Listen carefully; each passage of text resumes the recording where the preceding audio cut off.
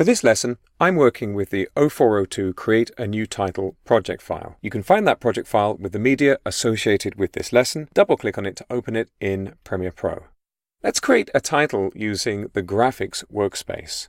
I'm clicking on Graphics at the top of the screen, and just to be on the safe side, I'll click on the Panel menu and choose Reset to Save Layout. The Essential Graphics panel has two tabs, Browse and Edit.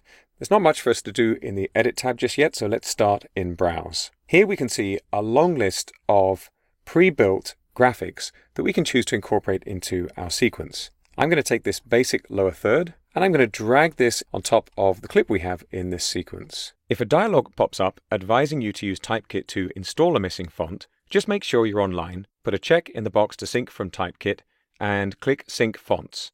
The font will be installed and you'll be ready to go. You'll need to close the project and open it again for the font to display correctly. I'm lining up my playhead so we can see the title as well. Or I can just click on the end of the clip and drag it to make it a little bit longer. Now I'm going to select this graphic by clicking on it just once, and when I do, the Edit tab in the Essential Graphics panel becomes live automatically. I'm going to select the Type tool, and you'll notice that in this workspace, the tools for the timeline have moved up to the top of the screen. And let's edit this text. I'm going to click where it says your name here. And why not? I'll put Maxim Jago. And then let's edit the second line. I'm just going to press Ctrl A, that'll be Command A on macOS. And let's take this travelogue title. You'll notice in the Essential Graphics panel, we've got some pretty standard options for fonts and for a fill color. The fill color is the color of the text that we've got selected. And you'll notice at the top of the Essential Graphics panel, each item is a separate layer on this list. Whichever one is selected is the one you're going to edit with all of the controls in this panel. You'll notice that this T icon for the Type tool has a little tiny triangle at the bottom right-hand corner of it. And that triangle indicates that it's a menu. I'm going to click and hold, and this gives me access to both the Type tool and the vertical Type tool. With that selected, I'll click at the top and I'll type in some text. Now I've typed in the word holidays, but my text is too tall. So let me just press Ctrl or Command A to select all. And under the text category of controls, where my font is, I've got a font size. I'm just going to click and drag on this blue number to make that a bit smaller. There's a slider control to do the same thing right next to it. Now you'll notice in the Tools panel here, I have a pen tool, and if I click and hold under the pen tool, I have a rectangle tool.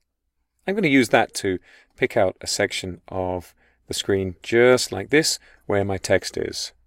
Of course, this new shape appears in the Essential Graphics panel, but it's at the top of the list, which isn't much good to me. I need it under my text, so I'm going to click and drag down until it's at the bottom of the list.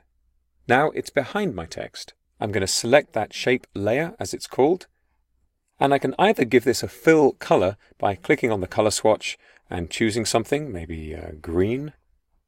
I'll click OK. Or I can use this eyedropper.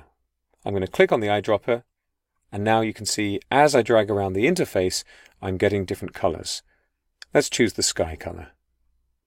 You also have the option to add a stroke. I'll just make that a little bit bigger by clicking and dragging on the number here. There we go. And a shadow if you want. There are a number of other controls in the Essential Graphics panel. You'll find that if you select an item, either with the text tool or by going to the selection tool as I am now, you'll see you can click on each item separately. You can experiment by clicking and dragging on the controls. But I'm pretty happy with this as a start, and I'm going to go back to the editing workspace to continue working on my project. You'll notice there's a highlight on this word travelogue because I've got that item selected. I'm going to click on the background layer of the timeline panel to deselect, and I'm ready to carry on editing. It's a good idea to try out several of the templates in the Essential Graphics panel and use them as a starting point for your own designs.